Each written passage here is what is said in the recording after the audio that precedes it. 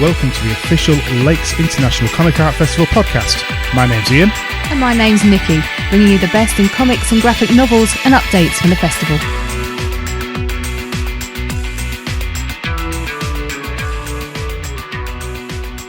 Welcome to the Lakes International Comic Art Festival, episode 19. My name's Ian. And I'm Nikki. And it's been Christmas. Woo! It's Christmas. Well, actually, no, it's not No, it's anymore. after Christmas. It's after Christmas. It's in that no man's land of not knowing what day Well, it it's is. not. This comes out on New Year. Stop kicking a bag. It's New Year. Doesn't Happy New mean- Year. Happy New Year! There we go. We did that about as well as Tillie Walden did it Oh, okay. later on in the recording. That we recorded 3 or 4 weeks ago. Yes. Yeah, we're not very good at... Pre-thinging. What? Go on. I'm intrigued now. What are you going to say? Like saying that you're at a part of the year where you're not actually at a part of the year when you're recording it at not that part of the year, but it's way like of saying what you're trying to say. And it wasn't then, and it was now, and it's not. No, it's now, and it was then, but it was supposed to be now for then, but it didn't work. I will hit you. Too much chocolate. That's why I fell asleep. Too much turkey. No, I froze it all. I froze it. I carved the turkey, and then you went freeze it for other meals, so I froze the lot, which was a bit of a silly move. I thought you'd left some out. Yeah. No, good thinking. Yeah. So you have a nice Christmas? I had a lovely Christmas. Were you there? I was. Oh. Did you get anything exciting? I got a Wonder Woman apron. Yeah. I will now kill you. Here, love. I'm not I'll buy you an apron. I'm not saying get in the kitchen. Get in the kitchen now. Go and freeze some turkey. But maybe that's why I should not have given you that. Yes, I got the Imaginarium. Terry Pratchett, Josh Kirby. I got the Nightbreed collection of comics because I'm keeping it relevant.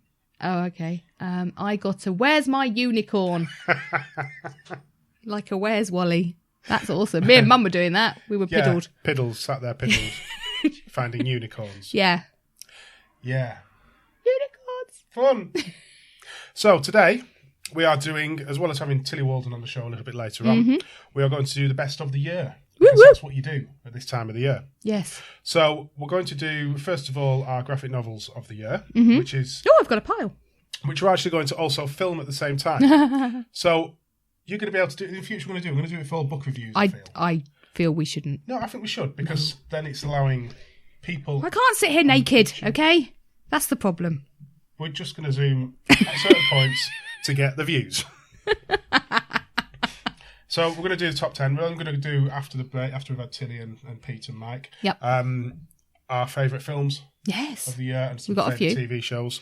Now, we're going to do we'll explain the graphic novels in a minute, but it doesn't mean they're the best in the world, but it's the best of what we've read, you know? People It's have different our opinions. This is our personal top 10. thing. That's fine. You're allowed your opinion, darling. We are allowed an opinion. So we'll get onto that first of all. So bear in mind when you listen to this that we're recording a video as well. We're trying to do something new here. It may well completely go wrong, but hey ho, let's give it a go. Yes. So our top 10 graphic novels of the year. Now I feel we should have Top of the Pops theme tune. Or you could do... That's to do with a movie star. I know, but I couldn't think of anything else. Completely wrong. Right. So, we've got all the books in front of us. We have. But bar one. Yes. So our first book, top 10 of the year. And these are all books that have come out this year, not necessarily what we've read this year, because we've read a lot more. But these are all books that have This come is out literally just what year. you've read. Yeah. I'm joking. Yes, we have read a lot more. So Hannah Berry's Livestock, a political look at cloning, essentially. Media And media relations in regards the power to the cloning. media has as well. Very different to anything else. I think it's very relevant at the moment. Incredibly relevant. But she couldn't have planned.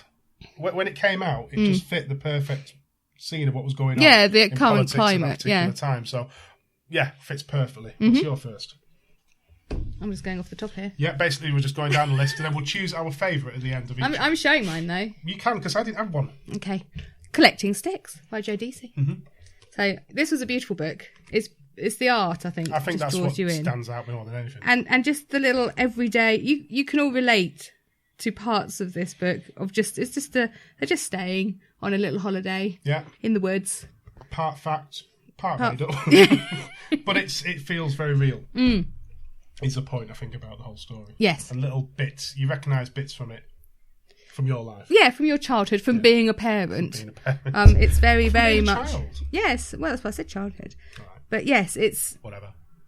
It's exactly how you want your holiday to go a certain way, and it never does. Never does. No, never. Kill or Be Killed. Lovely. Volume 2. Sean Phillips and Brubaker. Colours by Elizabeth Breitweiser. Stunning continuation of the story. So good, in fact, it's now been snapped up for a TV series. Yes, fingers crossed. In the future, it all gets done. It follows the story really well. Continues it because that first set of comics was so perfectly done. The story was just right. Yes. It was worrying a little bit whether they could keep it up, but they really have. Really pulled you into the character's story. Starts off so well with the police facing off with him. Yeah. If you haven't read this, grab the first one. Grab this one. Absolutely brilliant. Next, my dear. Unbecoming. Right, one of the later ones we read. Yes. Yeah. Tugs at the heart. This one gets in, doesn't it? Tugs at the heart. This gets in under you, in you, and leaves you just destroyed. I was personally destroyed in a good way because it this. Teaches you a lot. Yeah, exactly. If a book can leave you with an emotion at the end of it, then it's doing something right. My favourite part is still the end. There's the end, like 10 pages. There's a bit that happened. It just got me. Yeah, it got me, and I don't want to say because it's worth. You need to get the emotion through it to understand what she's done at the end. It pulls no punches. It raises a lot of questions. Yeah, and it's unflinching and in its way. Very relevant to the current situation within the media, within politics, within the how entertainment industry in particular. Just in perception of women, and we all fall into this thing of we don't understand so much, and this brings it into clarification in a lot of ways. No, it's an amazing book, and it is a must. I'm holding it up again. Hold it up. Our next one is Tillie Walden, who is on the current episode we're recording this, episode 19. Spinning, the autobiographical. Autobiographical. That's the one. Book about her life growing up, having to do ice dancing. I don't know what's the actual official term. Ice dancing will do. This is relevant because Dancing of Ice is coming now. It is, again, a story about her. It's a coming of age story. Coming of age, realisation of where she fits in life in some ways. The fact that she's a lesbian, it comes into it, but also, and I think this is a lot of us go through the same thing. The realisation is what your parents want you to do isn't necessarily what you want to do, and I certainly had that in life. I think a lot of kids do have that, and it's that having the guts to step away in some ways and do your own thing, and grow in your own way. So it's a hefty book, and the amount of work that's gone into this is crazy, but well worth checking that one out. Yep. Can I just stroke this one? You like breaks? I like breaks. Okay. Just Emma Vieceli. Emma Vieceli and Malin Ryden. Oh yeah, just buy it. I mean, you'll just fall in love with the two main characters. It's a love story between two guys. But that doesn't matter that it's between two guys. What doesn't make a difference? It's just a beautiful love story with two slightly broken people coming to terms with the fact that they love each other. Can we say that we've recently learned this to a friend who said she would never read a book about two gay guys? Yeah. She specifically said that, and we've sort of... I made her read it. It was the artwork, actually, that brought her in, that she agreed to read it. And now she's changed her whole attitude on reading stories within that style, but also... Yeah. She just completely fell in love with them. At the same point I fell in love, which was the yogurt incident. That's the point she fell in love with them. And that's it. You just love them. You love the characters. This is being continued. Book 2 will be out at some point in the future. I will be getting that. Breaks is well worth. Yes. Well worth reading. My next one, which was a shock to me, Facts of Life by Paula Knight. We get sent books to read. And I would never, ever have bought this book in a million years. You look at this on the account's top, you're like, what? It's a book about a woman and trying to get pregnant and other problems surrounding that? Yeah. I sat on a beach while you were swimming in the cold weather. In the cold North Sea. Reading this, and it emotionally pulled me in. A bit different to Becoming, It was more of the realisation of somebody's struggles within life. Well, you're travelling along with her in this story. And, you know, you've had kids, and there's a lot of thoughts in there about people who've had kids and pushing their views onto people, which happens in all walks of life in different ways. But it is she wrote it so well, and you felt like you really were part of what she'd gone through. It was amazing, and I did shed a tear. Facts of Life, Paul and I, read it. Read it. Yep. We have Graphic Science. So one of Darryl Cunningham's amazing pieces of work. Yes, they just should be in schools. End of story, really. Everyone should read them. Children should read them. Well, this one definitely. Well, all of them. Yeah. It's just, he's delivering a message about people which you may have heard about or may not have. So the unknown scientist is probably the best. Yeah, almost. Here we go. It says, much is known about Darwin, Newton and Einstein, but what about those lesser-known scientists who have contributed greatly to human knowledge? So, it's just amazing. All the facts are there. It's easy the facts just come across very easily. You're engaged. It's just something that everyone should have, and everyone should be reading them. Listening to our interview that we did with Darryl, because he talks about how his confidence has grown with his artwork, and you can see a change. If you get all these books lined up, you can see such a change of he used photographs and stuff in the past. But moved away from that. He's not doing that now. Has grown as people have bought his books. Brilliant. It's a brilliant journey for him and for all of us going along with him. Yeah. So it's definitely. The final one that I've got here to talk about, 1,000 Coloured Castles by Gareth Brookes. Such an intriguing art style, the way he's drawn this with crayons. It makes it stand out so much from anything. Because it's on black paper as well, isn't it? Yeah. So, Again, the story is about a condition, essentially, with a person, an old lady. But I think it was more the relationship between this old lady and her husband. And her daughter. And her family. That is very recognisable. Yes, you were just rooting for her for the whole thing, and the colours, because the crayons allows the story to bring in is fascinating as well. So Gareth's work is really different and really interesting. Yes. So check that one out. Yeah, definitely. And man's best friend. Oh, this book you just need to get if you've had a bad day. And you want something that's going to pick you up, that you can travel along with the underdog, basically, then this is the story for you. You want to curl up with a cup of hot chocolate and read this, and you'll be happy. It's been written and drawn by two sisters. Oh, yes, sorry. Yeah, Scarlett and Sophie Rickard, who are lovely. This is their first book. Yeah. And you don't expect this quality. No. From someone's first self-published book as well. Yeah, no, it's... Oh, I love this. I do. And I will read it again. And Eric, I love Eric. And I'm not a fan of dog books. This isn't a dog book. No. You think it's going to be. There's a dog in there, obviously. But it's not. It's really about the people. It's about, yes. Yeah. And I mean, you're like, oh God. Oh no, it can't. This can't be happening to him. Bless him. And you're just with him on this great adventure that has, can I say, it's got a happy ending. Yes. So, I love it. We're going to choose our favourite. We have a cat walking across the table at the moment. This is reminiscent of that politician this year who had the kid walk into the room. She's showing her bottom to the world. Goodbye, cat. Come on, Pika. She's like underneath this though. I can't get her to... Come. Out of the top 10, we're now going to choose our favourite book each. So I think you've made yours fairly obvious, so you can go first and explain why this is your favourite. I don't need to explain, just buy it and love it and just love the people and so that's it's done by Emma, who's lovely as well. Nick is now forgetting she's also recording on podcast here. Sorry, it's breaks. because I love it and I love the story and I love the art.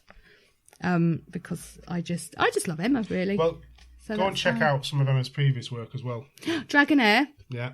That's gorgeous. Back to the Future, one of the collection of stories there, and we need to get hold of that as well. Yeah. Because it's Back to the Future. Yeah. But yes, no, it's, like I say, it's a love story. Everyone loves a love story. And it is just a little bit broken, but you just ship them. From the moment you just like, just oh, please, this has got to work out. And that is it. And everyone should have this. And yeah. So I'm just going to hug it now. Mine, every time I've told a few people this, and they're quite shocked that this would be my book of the year. I think it's kind of obvious for you as well, actually. Most people would probably expect me to choose Kill or Be Killed, which is an amazing story. Very manly. But no.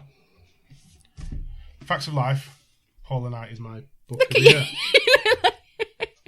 Yeah, you're having to admit this now. Well, this is just like the book that's got to you. As well as being an amazing story, as well as being an emotional journey, as well as this woman giving her everything for us to read and drawn everything for us to read, as well as it giving me the information that I would never have known about and the thoughts of people who can't have kids to think about, it also changed my perception of graphic novels.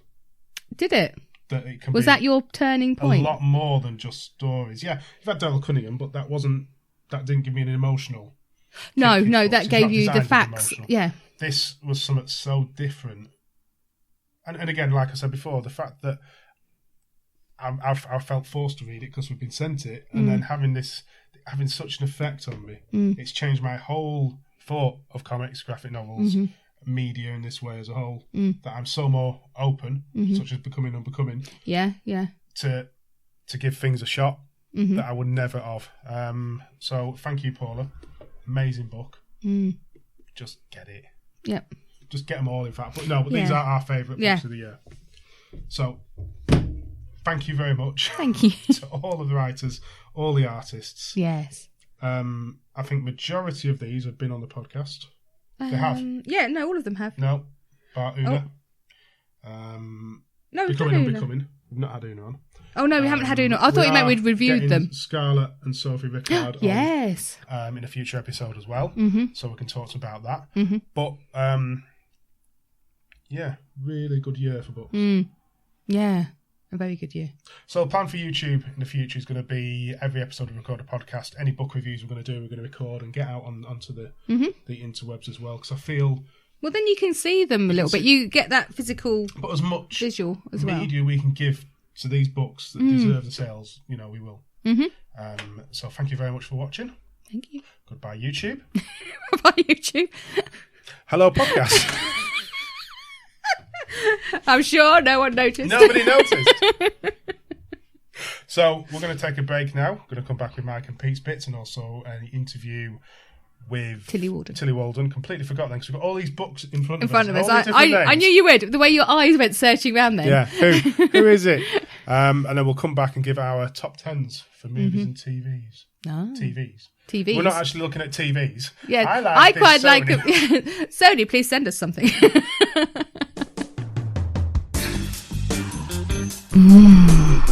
Mike's mutterings.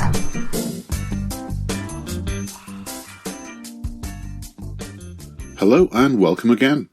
Okay, last episode of 2017, and I'll continue the end of year reviews with my personal favourite TV and films of the year.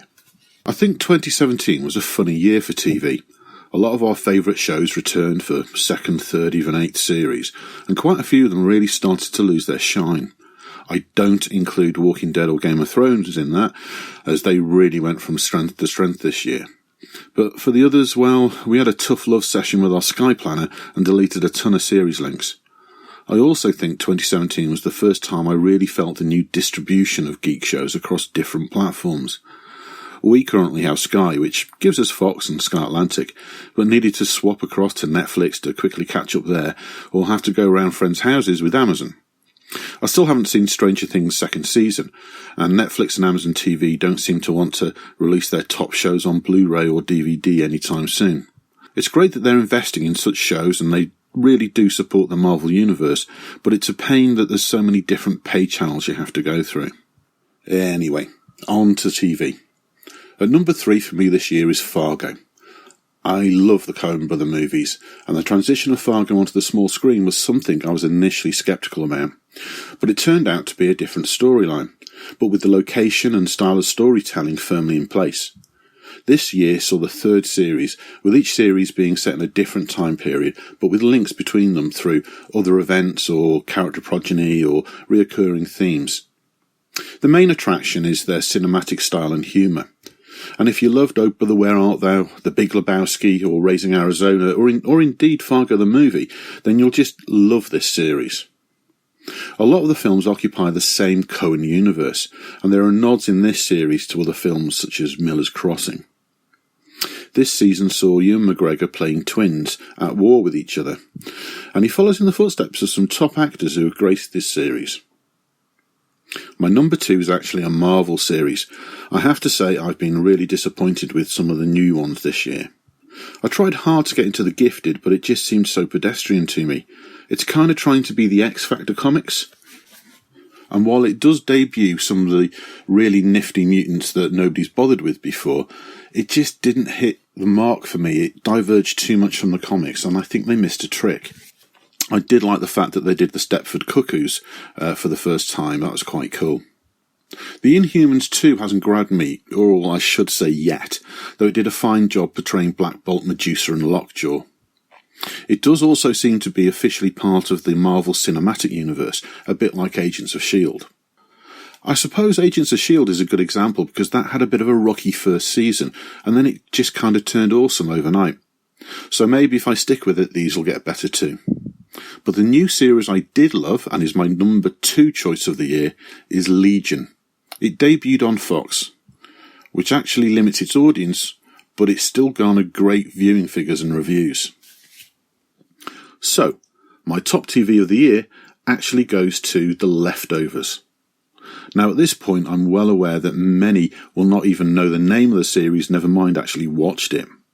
It was brought to the UK on Sky Atlantic, and it's hugely acclaimed but little watched. 2017 premiered the 3rd and final of the series. It's based on the best-selling book by Tom Perrotta about the aftermath of the sudden departure, where in an instant 2% of the world population simply vanishes. That's 140 million people. And they could have been doing anything from piloting planes or still being in the womb. This is not post-apocalypse, because the world simply carries on, as normal. The psychological impact, however, of this loss is what drives the series. When what you think about what happened may be seen as the rapture, and therefore confirm a lot of religious beliefs, the actual opposite occurs. What we see is people actually shunning religion and ignoring what they knew and reach out to anything new to help them cope. Cults spring up, messianic leaders start springing up from nowhere, and faith in old spiritualist customs starts to increase. We follow Chief of Police Kevin Garvey and his family navigating this new world. The character studies are seriously intense, which is needed to help you understand their extreme behaviour that really does continue to escalate throughout the series. The Guilty Remnant cult is a truly horrifying cult in their actions, and the miraculous events that start occurring, it really plays with your perception of what's real and what's actually just psychological damage that somebody is suffering. It is cerebral, and it does study man's relationship with religion and their place in the world, but it's also quite shocking. It has the best acting I've seen in years, and the tension at times is unbearable, and it also has a very smart and unique sense of humour underpinning it. It was a gratifying, complex and really deserving end to the series, and I pray to whatever does exist that the rumoured film really does happen. Right then, on to films. Again, all personal choices, but number 3 this year was T2 Trainspotting. I read the original Irvine Welsh book back in uni when it became a bit of a cult thing. I then saw it in play form, and that was probably 2 years again before the film actually came out. I loved the film, and it was a brilliant adaptation, skillfully keeping the main characters whilst kind of cutting out almost entire character and story arcs in order to fit into a single film. The book was never written to be a movie, and the film was a masterpiece of story streamlining. A sequel book then came out called Porno, and that kind of rejoined the main protagonists 10 years down the line. Filthy, funny and shocking, it was an outstanding sequel, but alas was never made into a film. I should say that Porno felt more like a sequel to the film rather than the original book, so everyone just assumed it was actually written to be a sequel film. When T2 actually came out, it was 30 years down the line. Hence, whilst it borrowed heavily from porno, it was actually quite a different story, as it should be given that there's such a big time shift. And I wasn't disappointed. Danny Boyle and Irving Welsh did right by Renton, Sick Boy, Spud and Begbie. My second choice of the year is Ghost in the Shell. Head back to podcast episode 4, I think, and hear what I had to say probably a week before I actually saw the film in the cinema. The film turned out to be everything I wanted it to be, and the evolution of the story was fine by me so long as they got the basics right, and I felt they actually did more than that.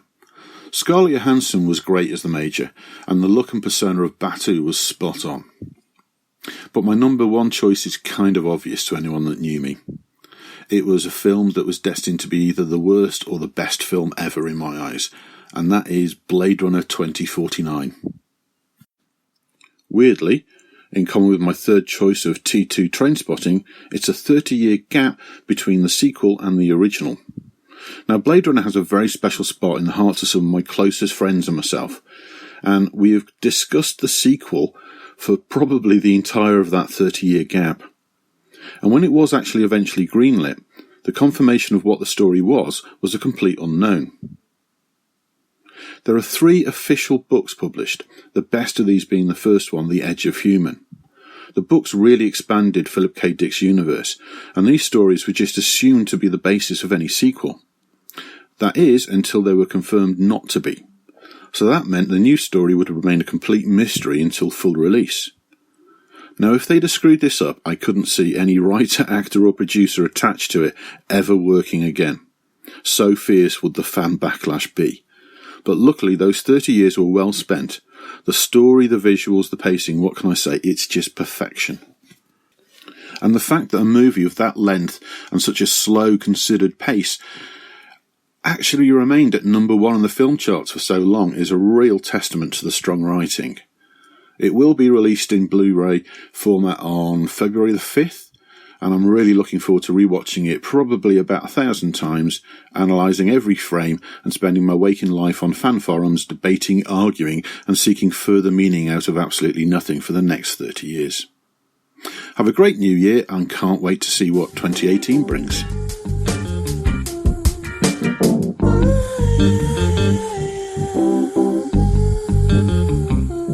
We have with us on the podcast today our first international guest, Tillie Walden. Thank you, Tillie. Thank you for having me. No, it's always been UK based up until now, hasn't it? So it yeah, has, yes. Yeah. But funny enough, Skype is working better. Skype's working better than normal, yeah. That's amazing. I'm excited to represent my country. Well, let's hope you do it well. Oh, no pressure then. Well, to be fair, we've only got Trump to look at, so you can't do any worse than him. Gross. So, who is Tillie Walden?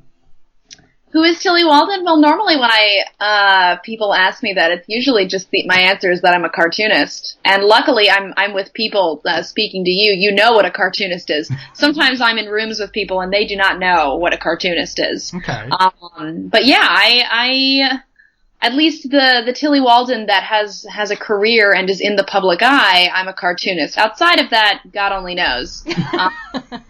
But yeah, I make comics, I make graphic novels. I have been for a while, and that's what I'm known for, and it's what I love to do.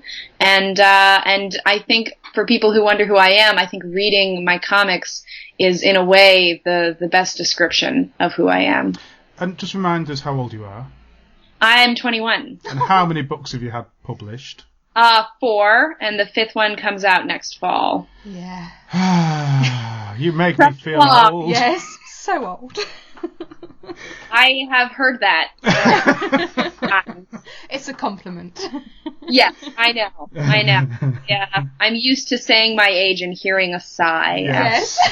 We just think of how much we haven't achieved. Done. Yes. And you've got 4 books out. That's amazing. Yeah. So what started you on a path to creating comics? It really boils down to just this one moment. When I was 16, obviously the creator, Scott McCloud. Mm-hmm. He's fantastic, creator of this series of books, Making Comics, Reinventing Comics, all these books about comics, and he does these workshops. And when I was 16, my dad signed me up for one of Scott McCloud's workshops. And I had been making art up until that point, not really, in that sort of half-hearted way that a teenager can make art, where I wasn't really into it, but I was doing it enough to like make a moody self-portrait every now and then. But it was after I went to that workshop that I truly discovered comics. I mean, I went to this thing and for 2 days, all I did was make comics. And I went home after that and I literally have not stopped making comics since that day. I just went home and I was like, this is what I need to do. I finally found something that clicks for me, and it was Scott's class that helped me realize that. I don't know if I hadn't gone to that class, God only knows what I'd be doing. I really don't know if I would have figured it out on my own. I needed someone else to say to me, you should make comics. Okay, there's always that something into it, but yeah. I think that's just that moment, like you say, it could be hit or miss. It's quite scary when you think of it that way. Yeah, absolutely. So how did you go about getting your first book published then? Because it seems that's the hard part for me. Yes, it is. It is the hard part, and it's it's the two parts of it are both a challenge, both learning how to make work and finish that work, and then learning how to get people to actually look at it. And then maybe even make some money doing it. Maybe. But thank God I do make money doing this. But it was all Twitter. That was how I found Avery Hill Publishing. That's how they found me. And they published my first 3 books. And it really went down to just, a guy retweeting some of my art that I had been posting online. Ricky Miller of Avery Hill Publishing found it, sent me an email when I was still in high school. I was a senior, so 12th grade. And, I turned him down. Because I didn't feel like I was ready to publish a book. Also, I was still a little concerned about my grades and finishing high school, and so I was like, no. But Ricky and I got back in touch about a year later, and at that point, I did feel ready to make a book, and he supported me in whatever I did.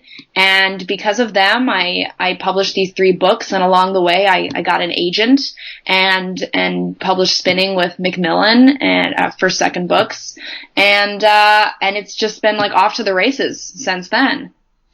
It's crazy. Yeah, amazing. Isn't that a wild story? It is. It's just that. It's that dream everyone has of just having that moment, one person seeing your work and then just going from there. Yeah. Well, and I think a lot of people want right off the bat a big amount of recognition or to work with a big publisher. But I think that my path is a really great example of how many people can do it, is that you can start out in this small press scene and absolutely find bigger success after that or along the way. And it was Avery Hill that got it started for me. Yeah. So where do your story ideas come from for your actual stories? Obviously, Spinning is a real life story, but the other books you've done. Yeah, it's like a weird combination of many things, but for the most part, it's really just simply that when I sit down to make a comic or to come up with an idea for a book, I ask myself, what do I want to draw?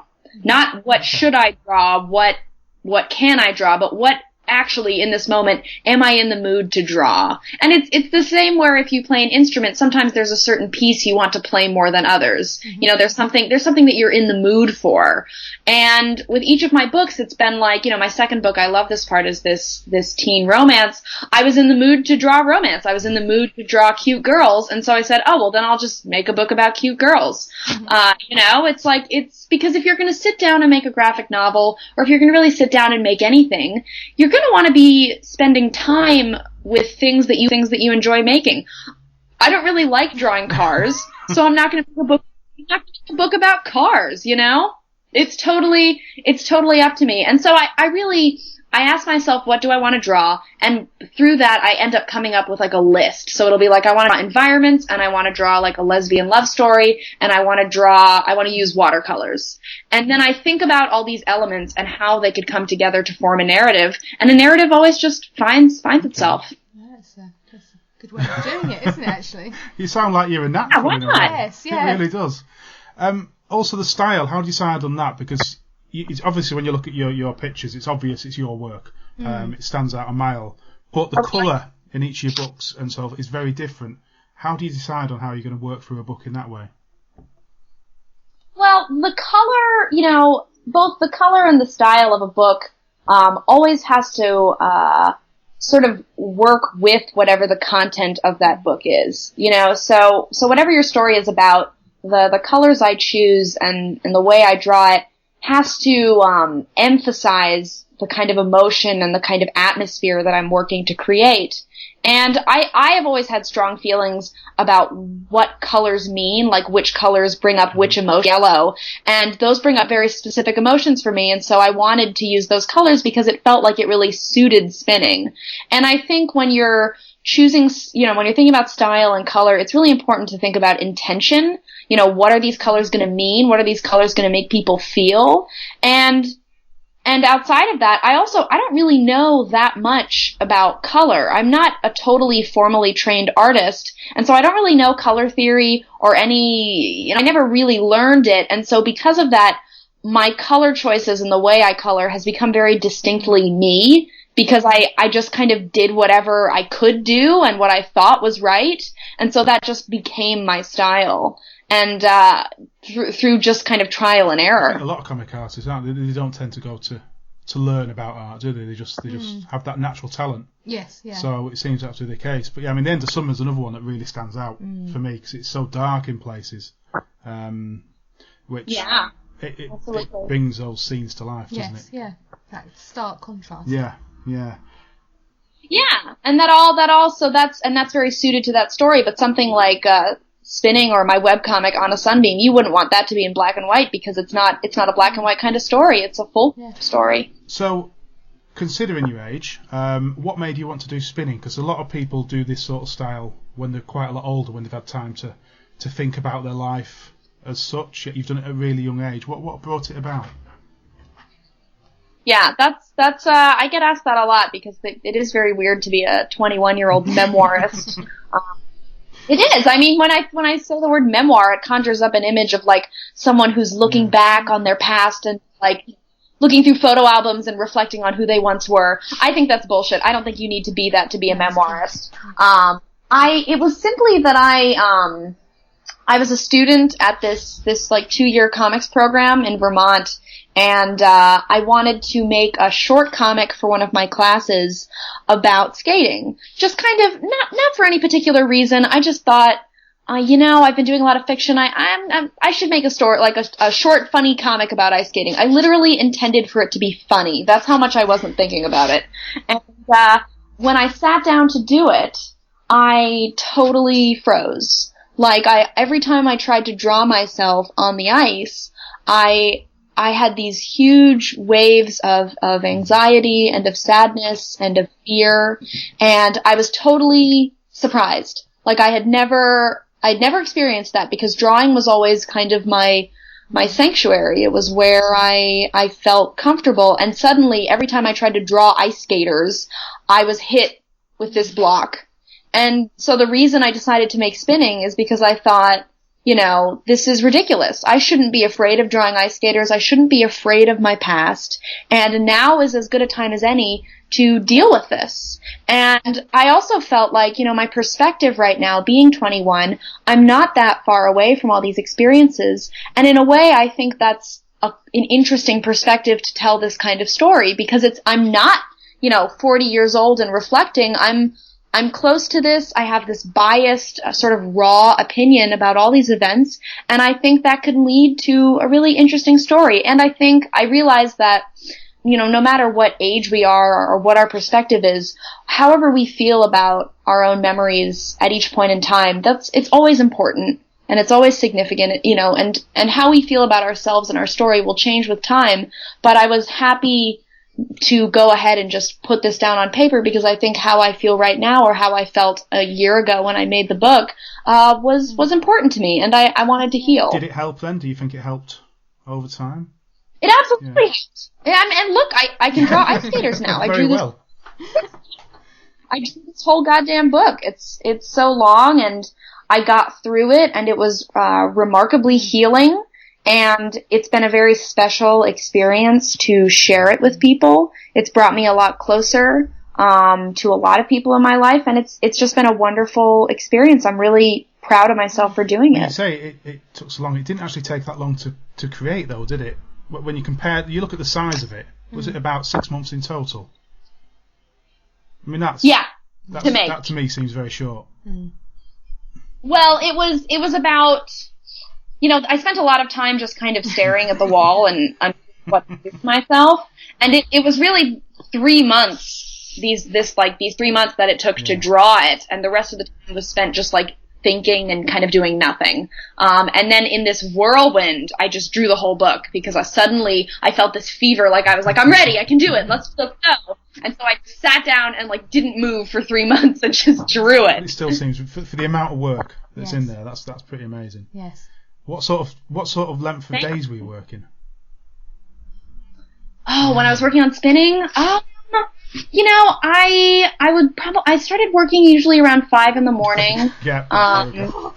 Pretty early. But then I would stop working at like 2 or 3 p.m. in the afternoon, and then just take the rest of the day off and do whatever I needed to do. But I would sometimes have days where I would draw like 15 pages, and then the next day I would draw nothing. So I would go through these kind of bursts of work, but for the most part, spinning was drawn in the morning. It was my morning book. It was my early time project. And I like working in the morning because there is nothing better than it being like 2:00 in the afternoon and all your work is done. You can just do whatever you want. It's amazing. It is. Well, so to be fair, it was just like a standard working day almost then. Yeah. Yeah, absolutely. Well, and I really treat this as it's my job, It's some people think like, oh my God, you're like this creative person. Do you just like, create and think all day? And I'm like, this is like a 9 to 5 job. This is like I sit down, I do my work, and I take time off. That's it. Such a great outlook, because you hear for other artists, they'll just work constantly, all the time, and everything else gets put on hold. But no, I think it's a much more sensible way. I can't live like that. Yeah, I mean, I would like to also live my life as well as be an artist now. I have other things that I like to do sometimes. So what are your thoughts on figure skating now, after you're looking back on it over the years?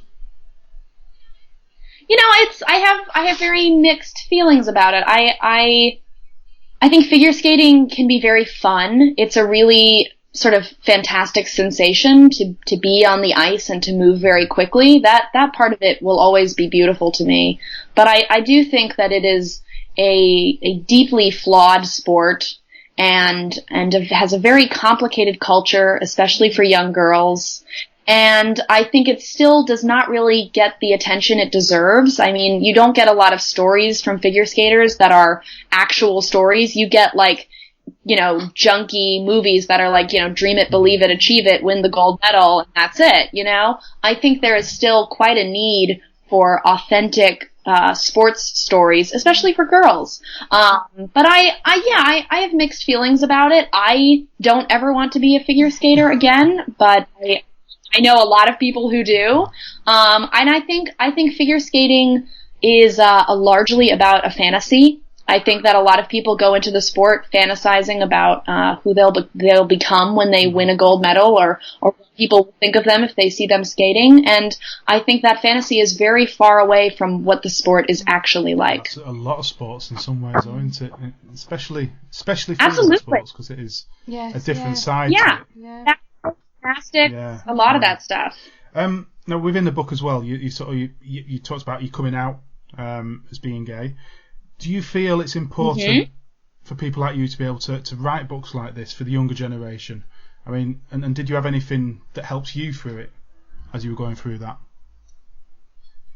Well, I had the support of loved ones and friends, and that absolutely helped me get through it. But it was a trial, and I think it is of the utmost importance that queer people tell their stories no matter what they are. I don't think there should ever be a format or a kind of story that has to happen. I think what we need is actual queer people telling actual stories about actual things they've lived through. And I think that's important because it resonates with young queer kids. It's as simple as that. Kids can recognize authenticity and truth and can relate to these kinds of experiences. I know because I've heard from them, and kids have told me, and not even just kids, people have told me what it meant to them to see this kind of honesty in my storytelling, and that makes the challenge of doing it all the more worth it. It's very challenging to relive a lot of your hard memories, but by doing it, I've been able to sort of share the burden of these memories with other people, and that's been a really magical thing. And it's made you who you are as well today, hasn't it? You're writing these books, and you've got such a successful career. You look at your past and you think, without that, I wouldn't be where I am today. So, I think so. It's a blessing and a curse, because I realize now that I had the power the entire time to change my life. Yeah. So yeah, it's a mixed thing. So we're going to see another book maybe in 10 years' time about your drawing career. We'll see about that. No. A lot of people are like, so what's your next memoir about? The past year. Yeah. I have not said that I'm doing a memoir. I have no interest in doing another one right now, but who knows what the future holds. So do you enjoy going to conventions then? Is that something you do a lot of or not? It is something I do a lot of. It is not something that I would say I enjoy. But it is something that I do a lot. You have to, don't you? Yeah. I do have to. It is, but it's wonderful to have the support of my publishers, who help send me to these, conventions. And it's lovely to meet, fans in person. And it's lovely to be around other creators. But for the most part, I would rather stay home and draw. The hard part of the job. Yeah. So have you got any plans this year? Where can you be seen, in 2018, convention-wise? 2018? Oh, good Lord. That's a great question. This is the first time someone's asked me about my 2018. That means I should probably start thinking about it. Remember, we're in 2018, but recording not on 1st of December. What a great year it is. 2018 is so much better than 2017 already. I think you can expect to see me at pretty much all the major conventions. I imagine I'll go back to SPX and possibly TCAF, possibly maybe Thought Bubble, maybe LCAF. I have to actually sort of figure it all out. But next year, On a Sunbeam will be published as a book, and I imagine I will be doing lots of promotion and book related events at cons to promote On a Sunbeam and to talk about it. And so, yeah, I mean, I'm always around, and I never stop traveling. At least that's what it feels like right now. So you're coming to the UK though, by the sound of it. So that's cool. We'll have to. I think it's inevitable that I will be in the UK next year. Ricky misses me. Let's be honest, and so he's going to need me to come hang out with him. So I'll come to the UK. So give us a New Year's resolution. A New Year's resolution. Wow, I would like to draw less. That is my resolution. I would like to make more time to do things outside of my drawing, because I am so fast at drawing. I don't need to be drawing this much. I can get my graphic novels done in plenty of time and also draw less. So yeah, I'd like to take more time to discover things outside of drawing. Fair enough. Yes. Yeah. I'm doing that as well, but just Are work. You doing I'm just going to say, I'm just going to go back. Stop working. If only. I love it. If only. Love it. That's brilliant. So you've got a new book coming out, you say, this year. Could you just give us a brief overview of what that's about? Of my book coming out next year? I said this year, didn't I? Yeah, no, that's right, this year. Remember, we're in 2018. Oh, that's right. It's 2018. So yes, my book coming out in fall of this year. It's called On a Sunbeam, and it is the print version of my webcomic that I serialized, I don't know, last year? I can't even remember. Beginning of this year? Something like that. But basically it is a space fantasy story about a group of women and queer people who travel around outer space working on buildings that are falling apart and restoring them. And it is also, it's a story about love and about teamwork and family. And it is free to read online at any time at onasunbeam.com. And all that's coming out this fall is just the print version of it. And it's going to be a beautiful book, full color, and it will also remain online for you to read at any time. Quite old fashioned. We've had this before with Emma Vieceli's breaks, haven't we? We like to read it. Yeah, like to hold in it in our hands. Yeah. I'd rather pay than read it free almost, you know. So look forward to that. Yes, definitely. Absolutely. So if they want to find out more about you, Tilly, or follow your updates, where can they find you? You're on Twitter, aren't you, as well? And you bet I am, and thank God I have the most unique name. No one is named Tilly. So, yeah, I am on all social media, Twitter, Tumblr, and Instagram. I am at Tillie Walden, Tillie. And my website is tillywalden.com, and there you can find information about all 4 of my books and my upcoming 5th book. You can read some short comics and look at my illustrations and all that jazz. I think when we did review, particularly of Spinning, it's well worth a read. Oh, definitely. Yeah. It's one of those books, so go and grab it. Go and grab it for Christmas. Oh no, we've been not Christmas. Go and grab it as a New Year's resolution. Very well, are you? No, I'm trying. I like that. Thank you very much, Tilly. That was brilliant. Thank you so much for having me. The Lakes International Comic Art Festival will be back. Book the date in your diary, the 12th to the 14th of October 2018, and stay up to date with all the latest at comicartfestival.com.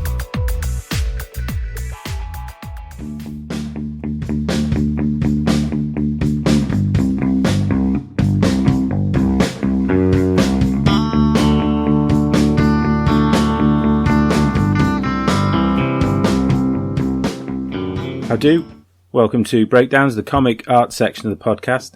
I'm Pete Taylor. I'm a small press comics creator and illustrator. Online I trade as This Man, This Pete. And my favourite 3 things I've drawn since last episode are... I've just been doing a load of quick sketches and doodles, trying to improve my figure work, just keep the pencil moving fast. And a lot of gorillas, really.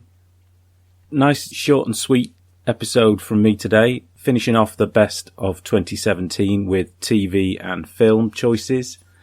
I don't really play games, so I've not got much to contribute in that area.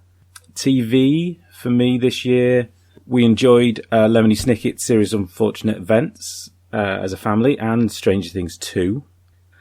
Programs that I've tended to watch on my own, Vikings and Westworld. I still really love both those shows. I watched Westworld twice this year, so that has to be a strong contender for my favourite. I thought the build-up, the inversion of your expectations by swapping some of the characters. I don't want to give any spoilers. It's such a great show.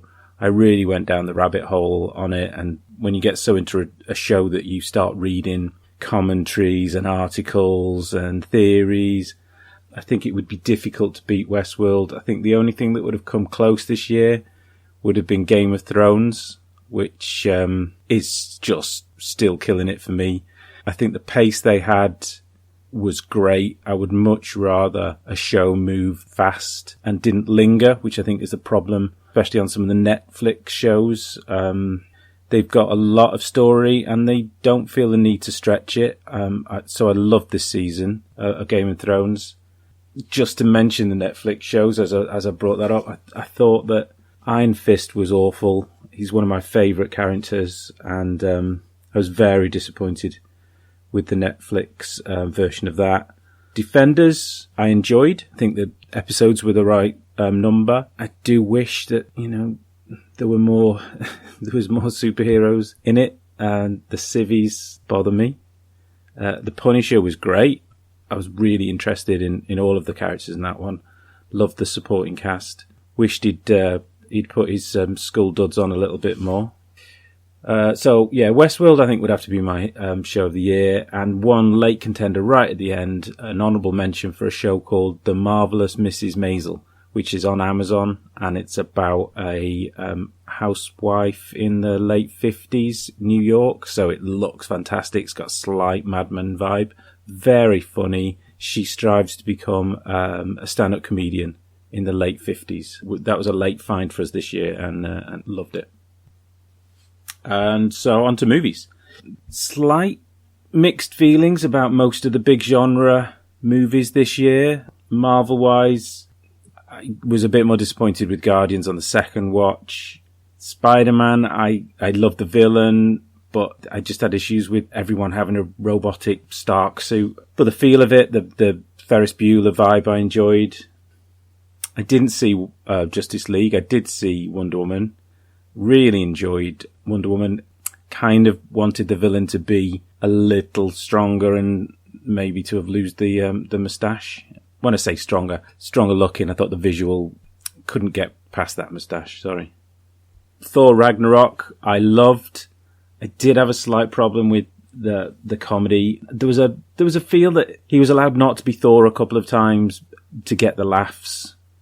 The beginning Asgard bits, beginning and end, were my favourite parts. I thought Hela was awesome. She looked fantastic. There were the Kirby touches and references in the production design was fantastic.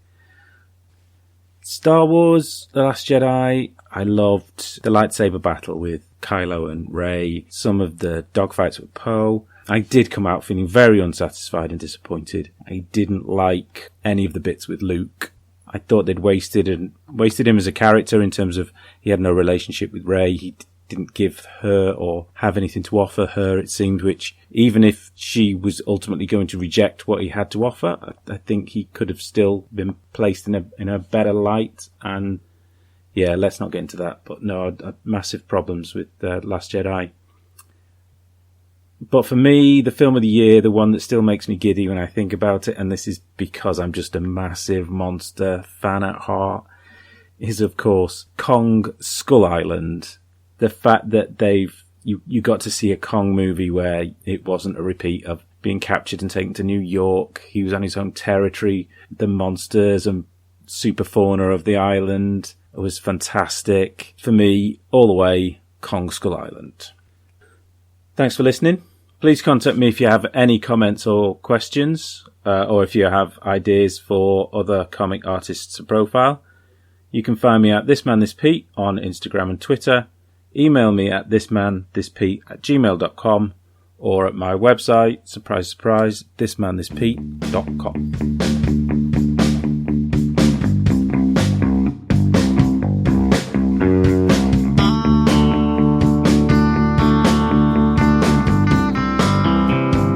Okay, top 10s. Well, it's not quite top 10 TV, but we're going to list what we've seen this year. There's about 7. 2, 4. There might be 7. 4, 6. 7? 7. Oh, 7! There's 7.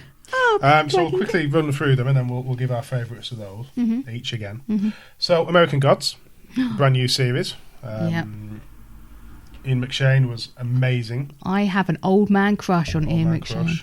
Yeah. The whole series was just... It was different. It was out there. And what they didn't do, obviously the book itself, it's a standard sized book. Yeah. They really took the time. Now you could say that's to drag it out or whatever, but a bit of both. To me, it allowed them to really look because it's so out there, which it is. I think visually it had to spend the time because we could watch an episode and have no idea what had gone on. Yeah, well, it didn't sort of move it on at times. But it all links later on. Yeah. But it doesn't necessarily at the time you're watching it. You're like, what? No, I'm not quite sure why that GD's just done that. It's so different to anything else. Really. Why is that woman sucking people up her? Yeah. Anyway, let's move on. No, it was to come into like a space thing, wasn't it? Was she an Earth goddess type thing? I don't know. We don't. They probably did say, but I think it's going to be more in the next one. Yeah. We're going to have to. Yeah. We're going to have to explain some things. Well, she's going to have to come up again. Yeah. Anyway. Yeah. We've also Stranger Things Season 2. Yeah. Not quite as good as Season 1, but still... It was still enjoyable. Good. We watched it within like a week. Yeah. No, it was exceptionally good. And that's hard doing Season 2. Well, same because you now know kind of what's going on. Yeah. That's the only reason it sometimes doesn't have the same impact as the first season. Is because you've got an idea now. But they brought new characters in really well. And not too many of them. No. No, but really enjoyable. Mm-hmm. Preacher Season 2.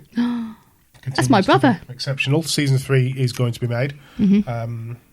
Can't say much more. It just really does a good job of it's translating. It's funny. I mean, even the first one just draws you straight in.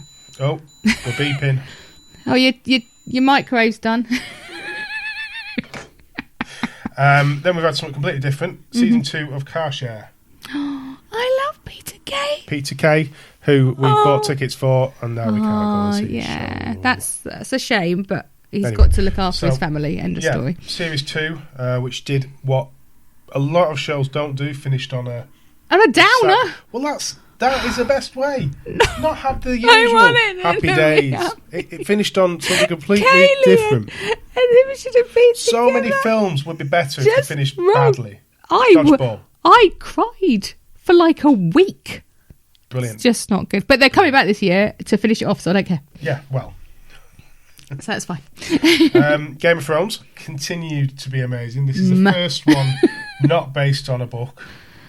And it completely changed the pace, but it was made more for TV than from a book. Okay. And it felt like that. And there's some points, because of the previous ones, it was like, it's only taken a day to get across this massive world. But it pushed the story on so fast. Okay. And it was brilliant because of it. You can have that Absolutely loved it. Wouldn't even be on my list. Loved it. Flash, not on your list. That's not on my list either. Flash season 3 has been fun so far. It's not finished yet, to be fair. It's midway through, but I'm enjoying what I've seen. Okay. We'll walk on from that. Yeah. Star Trek Discovery as well. It's been interesting. We've not quite finished it, actually. No, we haven't. Stranger Things came. Yeah. And then everything went on hold for Stranger Things. Taken. And to be fair, I haven't gone back to it. I'm having a bit of difficulty with Star Trek Discovery. Okay. Even though this is our top ones. Well, at least what we've watched, essentially. Yeah. I feel that it's not quite Star Trek. It's a very good space adventure, but I need to watch the rest of the series and see if it brings it back again. Okay. I feel like it's straying off the path of Starfleet. And Black Mirror's just started, so we're only seeing one of them. Oh my god, that was amazing. Which is a good Star Trek. Well, scary. So, what you've watched this year, what's your favourite season, do you feel? Stranger Things, with American Gods very close on its heels. I'm going to go Game of Thrones. Not saying anything. You're wrong, of course, but I'm not. Right, I'm going to spend a bit more time though on the movies, because we have got top 10 of movies. Ooh. So, let's do this. So, we'll go top to bottom. Star Wars: The Last Jedi. Mm-hmm. I was expecting this to be my favourite film of the year.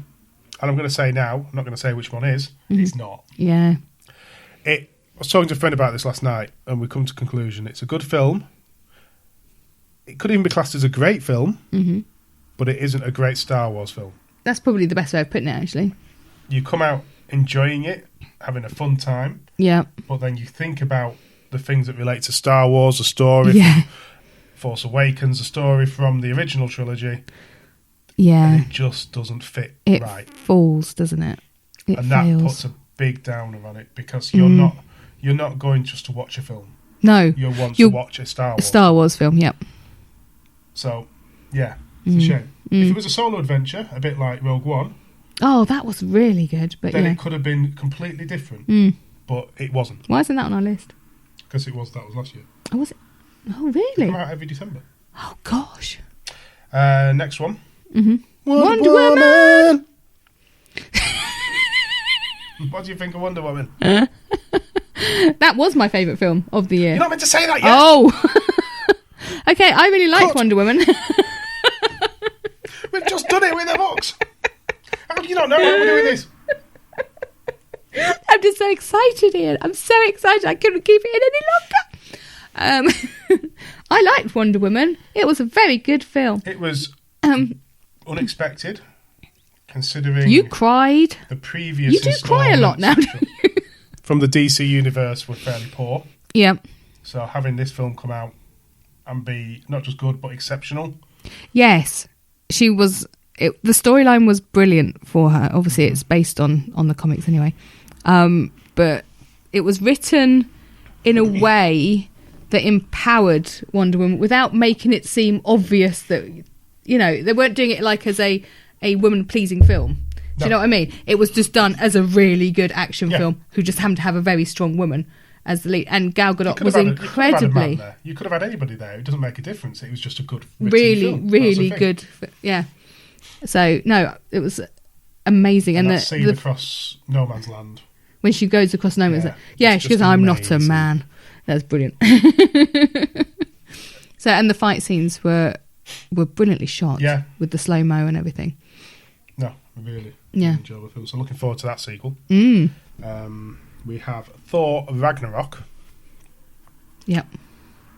Somebody put a tweet on today. Okay, go on. Saying that if the people behind the DC universe should watch Paddington 2. Yes. And create, use that as a baseline because of the humour and everything in it and the fun. So I put Thor Ragnarok. They must have watched Paddington 1 before making Thor Ragnarok. Because it is such a fun... It is hilarious. Leave your troubles at the door and have some fun and just be blown away with the visuals and the gags. And it's also... And the action. I've got a feeling The Last Jedi was trying to do something similar and I different. think it was trying to do that, but it was obvious humour. I found it obvious and misplaced in And places. you could argue that it doesn't follow the Marvel Universe's story, but because its story was set away from the Marvel Universe in its own little world, just for that story, you can ignore that it's so different in the humour and the style and everything, because they're going to come back and just be the characters who were previous to that to continue on the Avengers films and so forth. So, and it worked. Because of that, it worked. It did. It took. Yeah. Well, the Avenger films have their quirky humour in it. So basically, it just took two of the characters that get a lot of humour times 10. Yeah. And then threw it in with a great story. So yeah. I think they'd watched Guardians of the Galaxy. It's got Hulk in it, so and thought, well, it works there. Let's do it with this one. Get Out. No. Get Out. No. Right. What a amazing piece of filmmaking. Showing the issues of racism, particularly in the States. Yes. Highlighting that the issues are still there underneath everything. Underneath all the smiles. Yeah. But also, forget the fact of racial... Forget all that side of things. It's still a scary prospect of what could. It's a psychological horror, isn't it? Yeah. It's not gory. Acted. No. It's just disturbing, I suppose, in so many ways. Yeah. I hope they don't try and do anything for the sequel to it. Oh no, don't. No, that's it. A one-off, done. Amazing. But the team behind it are producing so many good horror films at the minute. So it's such challenging. It challenges what you think in some ways. No, I love it. No, it was a very, very good film. Sorry, I'm getting my list up here. There we go. Kong Skull Island. And I put this because it was really enjoyable. Even though we did go to the subtitled one at the cinema. Such a silly film that you want a monster film. Yeah. With other monsters. Yeah. It was just great fun, I felt. Yeah, no, it was a good film. It's going to continue with Kong versus Godzilla, which is just going to be amazing. Let's bring Mothra out. Bring Mothra. Well, I know the story. They'll fight. Then other monsters will come out and they'll become friends. Ah. And then the little Godzilla, what was his name? Godzuki, something like that, wasn't it? Something like that. Will come out and there'll be a cartoon on a Saturday morning.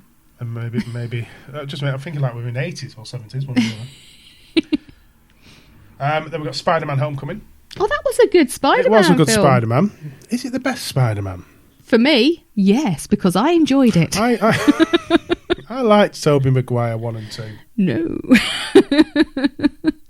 But it was a very enjoyable film.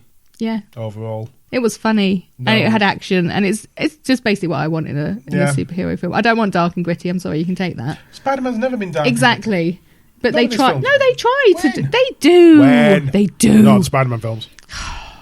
Anyway, all right, too emotional. I don't like emotions. You don't like to cry. I don't like crying. Guardians of the Galaxy 2, like Volume 2. Yep. Continued. Again, wasn't as good as the first. It lost a little bit because I don't think the story was quite there. Mm-hmm. But it was still an enjoyable film. Yeah, the kids liked it. Yeah. No, it's still a good film. There's something slightly lacking it, but that was more down. I think it was down to the music they chose. I think it was just a story as well. Okay. I think it needed more music we knew. Sorry, because you've not listened to that music. A lot of people do know it. Then we have John Wick Chapter 2. Chapter 3 is coming. Yes. I don't know where these films have come from. They just sort of came out of nowhere. The John Wick ones. This action-based. It's like the multicoloured Matrix with a bit of reality thrown in the mix. It's just Keanu, but not too much reality. No, let's not have too much reality. I love them. The whole world, the underworld, and the safe place for the again to go, Ian McShane. Ian McShane, a brilliant role there. Mm-hmm. It's such a good story, and you really want John Wick to win. Oh yeah, well he will. Oh, you know everyone's going to die, but you're really there gunning for him. Go on, yeah, you can do this. Yeah, he's such a charismatic character. I can't say that about Keanu Reeves. Charismatic, yeah, that one.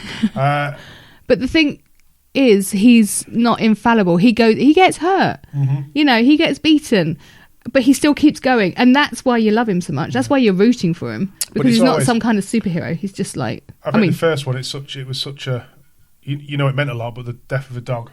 Oh, that brought it all out. It's like such a small cause. Well, yeah, because she'd brought him this dog before she died, and then the dog dies, and then my god, yeah. And then finally, Paddington 2. I love Paddington. What a joyful film it is. There's nothing bad. No. You can say about it as a film experience for a family. It's just nothing negative, nothing badly filmed. No. No bad actors. No. The script was as good as you're going to get a script. Yeah. I'm thinking of something negative here. There isn't anything negative in Paddington 2. If you found something negative in Paddington 2, there's something wrong with you. There really is. The CGI, you believe the bear's don't have there. Any question. No. At no point do you think, that's a bit ropey. You don't at all, do you? That's the thing with it. They must have... How have they got the actors to believe that the bear was there? There is the viewpoint's always right. The viewpoint's completely right. The shadings, everything is right. And it's just a lovely film. You didn't quite like the ending. You thought it should have gone on, but I thought it was like the perfect ending. Just another minute or two. No, didn't need it. Yeah. No. So, film of the year for you is Wonder Woman. Paddington 2. No, Wonder Woman. And I'm actually going to say Wonder Woman as well. Yeah. There was a few moments in there where I nearly did cry. Yeah. It was so emotional, caring about this woman. A lot of it was on the island, actually, before, in the early bits. Just seeing her growing up and trying to be the person she wants to be. Not knowing that she is this almost superhuman. Yeah, well, she is. Well, she is warrior more than they are, And brilliant film. Yeah. Brilliant superhero movie. Yeah. I really hope they don't mess it up. So do I. Patty Jenkins is still writing the next one. Right. I just hope it wasn't a one-off, because it was a brilliant movie. Yeah, it stepped away from the rest of the DC movies, which haven't been very good. No. So she's the leading light there. So fingers crossed. We've got Aquaman coming this year.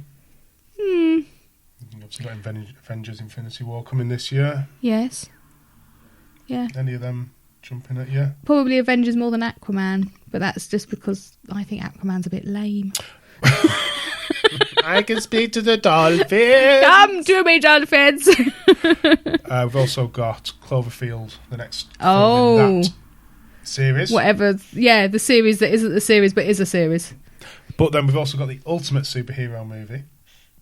Is it Danger Mouse the movie? Almost. Is it Super Ted? Incredibles 2. Incredibles 2. Fantastic Four, the animation. That looked quite good. Well, the first one was amazing. Yeah. So. Okay. There's quite a lot of films. I mean, we could do a list. I'm not going to bother that now. I've done too many lists. There's so many films coming out. I can't. We need a pass to the cinema. If they fancy. Brewery Art, give me free tickets. If they fancy giving us a pass. We'll put you on the show. Yes. Come on and do like a spot every month and tell us about what films come out. So, yeah. Thank you very much for listening. I hope you had a good 2017 and we hope you have a better 2018, whatever. Because we'll be there holding your hand. I think we said last episode I've got a new job coming up which will give me more time, or us more time, to go to events and festivals and comic events. No one will be able to get rid of us now. Yeah. So we're hoping to do a lot more this year in that side of things, get out there, do more interviews. We've got Scarlett and Sophie Rickard coming up next episode. Yep. Talk about Man's Best Friend. We've got Chris Butcher after that, talking about the Toronto Comic Art Festival. Yep. And then who knows? I've actually got to start making some more plans. I've been so organised up until now. I must admit, the whiteboard is looking very empty. The whiteboard empty. is empty. We need more people. So, anybody wants to come on the show that's written a comic book, obviously, or drawn, give us a shout and we'll have a look. Yep. Other than that, we will continue the YouTube. We will continue the podcast. I'm sure the cat will be on the YouTube again. Yeah. Actually sitting here under the microphone right now. Blooming cats. Happy New Year. Happy New Year. And all the best for 2018. Yay. Thank you for listening. Find out more about the festival at comicartfestival.com. Find out more about the show and how to contact us at comicartpodcast.uk. Find us on Twitter, Facebook and Instagram. Music composed by Pop Noir.